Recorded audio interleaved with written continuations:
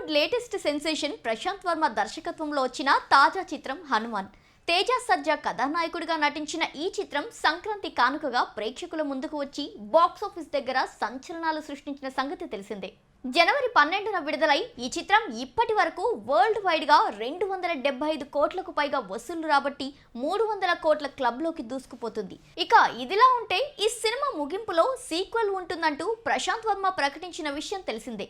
రాముడికి హనుమంతుడు ఇచ్చిన మాట ఏంటి అన్న స్టోరీతో జై హనుమాన్ సినిమా రానుంది.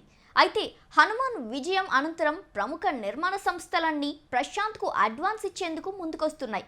తన నెక్స్ట్ ప్రాజెక్టులకు 100 కోట్ల బడ్జెట్ మాత్రమే కాదు, ఏకంగా 1000 కోట్ల బడ్జెట్ పెట్టడానికి కూడా నిర్మాణ సంస్థలు రెడీ అంటున్నాయి.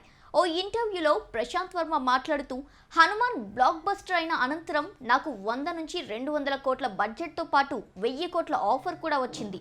హనుమాన్ మూవీ చూసిన ఓ ఎన్ఆర్ఐ నాకు ఆఫర్ ఇచ్చాడు. ఇండియన్ కల్చర్ ఇతిహాసాలతో సినిమా చేస్తానంటే 1000 కోట్లు పెట్టడానికి కూడా నేను రెడీ అని అన్నాడు.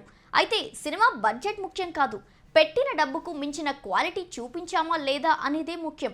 అలాగే నిర్మాత మొదట చెప్పిన బడ్జెట్లో నేను సినిమా తీయలేను, ఎందుకంటే అప్పుడప్పుడు బడ్జెట్ ఎక్కువ కూడా అవ్వచ్చు. ఈ విషయం మొదట్లోనే నిర్మాతలకు చెప్తాను అంటూ ప్రశాంత్ తెలిపాడు.